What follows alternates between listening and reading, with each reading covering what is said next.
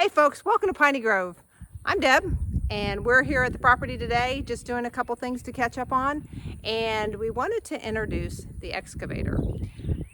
The excavator that I believe my husband might love just a little bit more than he loves me. So he's over there putzing on it, and I would like for him to talk about it because all I do is play on it and spin around. So hang tight. Welcome folks, today is an exciting day. Today I want to talk about and introduce to the channel our excavator. We're going to homestead this property. We've cleared some land, we've got a lot of things in work, and all of those things require construction equipment. So we decided to make this purchase, and we bought a Kubota KX71-3 Super Series excavator.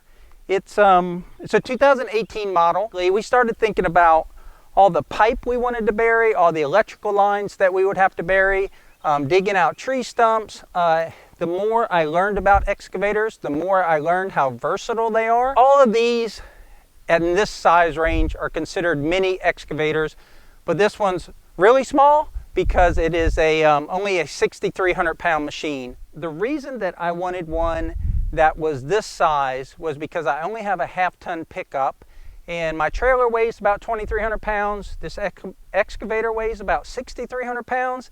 We're looking at 8,500 pounds dry weight, not counting the fuel or any other things you want to put on your trailer.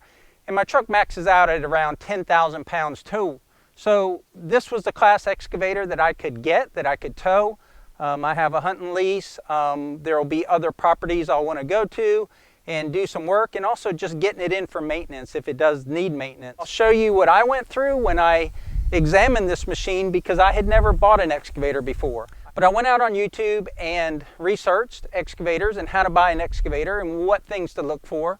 And I found this one. I found it on the east coast of Florida in West Palm Beach. And I convinced them to trailer it here 5-6 hours away for us. Took the day off of work when it came and watched it roll up on the property. Then just went over it with a fine-tooth comb while it was on the trailer before that we would even allow them to take it off the trailer. Because again, I was willing to back out and just pay that transportation fee if it wasn't what they said it was. We had a ton of pictures they took for me. They took a ton of video for me specifically on questions that I had on it. They took a close-up video of the tracks, of the undercarriage, of the engine, and gave me enough confidence that I said, yeah, come on and bring it. And I'll show you the biggest thing that we found. Again, so this is the engine, and that's the hydraulics over there, and then this is the radiator. But the first thing I noticed was the engine was really, really clean, like eat off of it clean. So I looked at the tag, the emissions tag on the engine, and it said 2020. And so I asked the guy, I said, hey, is this the original engine? And he really wasn't sure. He was a broker. And so we looked it up, we called the Kubota dealer, and we ran the serial number, and sure enough, Kubota had just put in a new engine about 100 hours before, and the engine was fully warranted for a year. I also, just out of the blue, and I had asked this question before when I was asking questions about the machine in general, is there any warranty left? Well, while we had the Kubota dealer on the phone, we ran the serial number of the machine, and it actually had an extended warranty on it. So we had about 3 months of warranty left on the whole machine. So immediately I was ready to drop the dollars right there on it. It was an unexpected bonus because we didn't know those things going in. So that worked out well for us. So the engine was in good shape. And over here on this side, the radiator looked good. This is the hydraulic reservoir. So we checked the hydraulic oil levels, and we actually pulled out the filter. The battery was good. The thing starts up and runs as you would expect it to with a new engine. I was finally confident enough that we could take it off the trailer, that I was going to go ahead and purchase this machine. But back behind the shed, I have a shooting range berm, and I went back there and I dug a little bit, and everything just seemed really tight on the machine. You know, I'm not used to using an excavator, of course. It's a learned art and or a learned skill, but I got proficient enough at it that I could test out the machine. We were about to make the deal, and I was driving the machine back up, and I smelled coolant. So with the machine running, I crawled up under the machine, and I saw a little drip of coolant. So I told the guy, I said, the radiator's leaking. And so we looked and looked, and it looked like the radiator was wet. And I was like, man, I really don't want a machine that I have to work on. And you know, he had just drove 5 or 6 hours, and he said immediately, he goes, I'll take $1,000 off. And he goes, and I'll give you a new radiator. And I was like, okay, well I really don't want to work on a machine, but I can use it. It's not overheating. It's not having a problem, but this will have to be addressed. So you're going to see some footage here of me awkwardly clawing away at a tree in our pasture. We had told the land clearing crew to leave as many hardwood trees as they saw as they were clearing the pines. So we had planted pines in rows, and interspersed in there were a few oak trees or some sort of hardwood. And he had left 2 that were just not growing the way we wanted them to grow. Even though we had got sun all the way around them now, they still were looking scraggly and just not pretty trees. So I rolled over to one of them and I started clawing away, and I really thought I would just easily knock this tree over. So I was clawing away at them and clawing away and trying to learn how to use the controls. And Kubota's, I don't know if all excavators do this, but Kubota allows you to do an option on your controls. You can have a backhoe option where the levers mimic a backhoe or the joysticks mimic a backhoe. You can have an excavator option where the controls are standard excavator controls. So I tried both, and that's what you see me struggling through in these videos, is me just trying to figure out exactly how to best use the controls. So I settled in on the excavator controls, and that's what I've been using since I've had the machine. And at first I tried to knock out the roots of the tree thinking I could knock it over.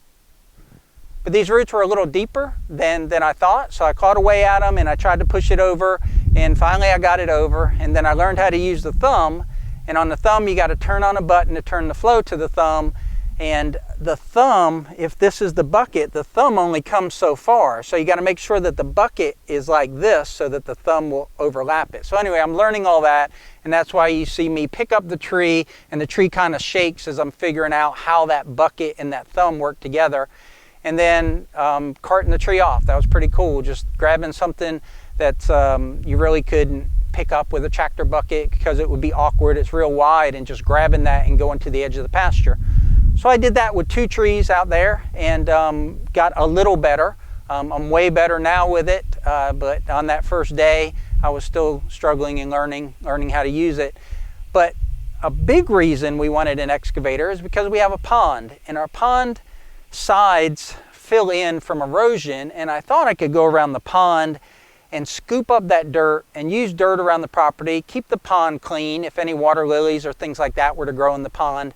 And so despite what my wife asked me not to do, I went down to the edge of the pond, and here's some video here that shows me, again, not knowing how to use an excavator, but keeping the arm at full extension and just kind of using the bucket, because it doesn't look like it, but that pond's got a certain degree of slope to it that's way more than the camera picks up. So even though I used a front dozer blade to kind of level the excavator, it was more hairy or more scary than it looks like. But anyhow, I dug a little bit of dirt with it, and it's going to do what I want it to do. I wish it had longer reach, but it's a 6,300 pound machine. They can only put so big a boom on it. I think the total reach is about 16 feet, but we'll go over some more specs on the machine when we get up closer to it.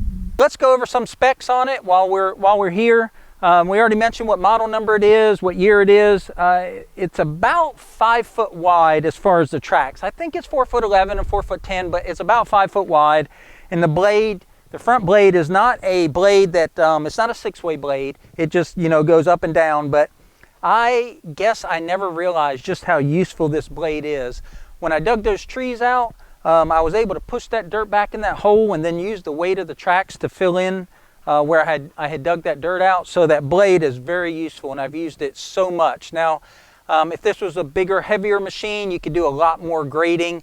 It tends to make the ground a little wavy just because it's a short machine, but very, very useful function. So in addition to that, I think the blade will go down 12 inches. So when I'm on uneven ground, I push that blade down and I can pull the front of the machine up about 12 inches. So I have a more level working platform. And it's a bumpy ride. If you don't stabilize it, this thing is all over the place. So When I was going around, I looked at the tracks. You can see the tracks are in really, really good condition. There's a couple of little cut marks on them, but for the most part, there's very little wear. So I don't expect I'll be having to change tracks very often. It did come with a thumb, and that's very important to me. Now, I think all Kubota excavators are plumbed for a thumb, and they have this point here where you can attach a thumb, but this is an actual Kubota thumb. So that's like a $2,500, $3,000 option, and it was already here, it was already on the machine, and it's all in good shape. If you see things on this machine, which you'll see a lot of greenery or whatever here, that's from me being in the woods working on it. This machine was very clean when I bought it. They used a trenching bucket, so this bucket really didn't get much use. So they put this on they put this back on because it's the original bucket with the machine, but it has very little use on it. And it's a quick attach bucket. Snap pin right here, and you pull that snap pin out and you push that pin out and you articulate the hydraulics, and the bucket comes off quickly.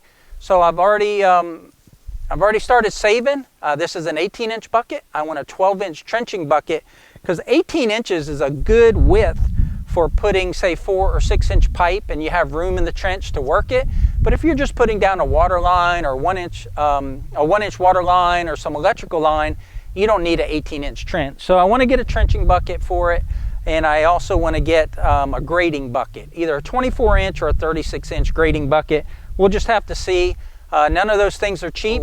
I'll save some money. I'll see what's available. I love buying used stuff, good used stuff, and repurposing it, but this may be something that I have to buy new. As far as digging depth, it'll dig down 6.5 feet straight down. I think the extension is around 16 feet, and I think it can dump into a truck at about 10 or 11 feet. So I'm going to climb in it and just show the controls real quick. First thing, all excavators, or at least the ones that I've seen on different channels on YouTube and ones that I've used, is you have this arm right here. And basically the machine won't start unless this arm is up, but then none of the hydraulics work until this arm is down. So the key's over here. I won't start the machine and make the noise. I'll just kind of go over the controls real quick. But you put that down, and then you have this left control, and that makes the cab, or the house I believe it's called, spin. You have that, and then this, if you push it out, extends the boom or pulls the boom back. And then this one curls the bucket and brings the boom towards you, I believe. You just get used to it as you're using it, and it becomes kind of second nature. This control right here, it's this other handle next to this joystick. This raises the dozer blade up and down, and then the green button on top is for going faster. You have a travel mode, a work mode, which is slow, and then a travel mode. It's kind of like it's a 2-speed machine. And then this up here operates the thumb. There's a throttle control over here, and then of course there's a fuel gauge and a temperature gauge and the flow control to the thumb. I've got a cup holder right here, which comes in handy. I really like this canopy. I can work in this hot Florida sun. These are the track controls. This pushes forward for the left track, reverse for the left track, forward for the right. Same thing for the forward and reverse. Now you can take these and you can make foot pedals out of them, but I'll tell you, I'm only 6 foot tall, but this is awkward. Using my feet here, my legs get cramped. I've got the seat at the max upward position, and this isn't comfortable for me, and I get confused. So I don't really use my feet on the track controls. And then one last control is this one here, Deb, if you can catch it. And this one here, what it does is if your excavator is sitting straight, it actually, go over there to that, it actually moves that cylinder. All right, so that moves the house, but you'll notice that the whole house moved there. So this other control that Deb showed you, the house stays still, and then the boom moves. So that's what that cylinder does there. Okay, I think we've gone over this machine pretty much in detail, what its capabilities are. We're really excited to have this machine on our property. We're really excited to share some content and some videos of what we do with it. We've got a tractor, and a tractor, I think, is job one. That's the first thing you have to have when you have a homestead or any sort of farm or property. But when you're looking at that next machine, you're going to get, I think, the most versatile machine. The next step is an excavator, a mini excavator. This 6,300 pound machine, I think the perfect would be maybe an 8,000 pound machine. But again, I wanted something that was easy to tow. Before we close this out, I think there's a very vital piece of information that everybody needs to know. And that is that the man has named his excavator. Did he name it something like Hulk or Tank or Beef Master? I don't know. No, he did not. I introduce you to Precious. This is Precious, okay? He named his excavator Precious.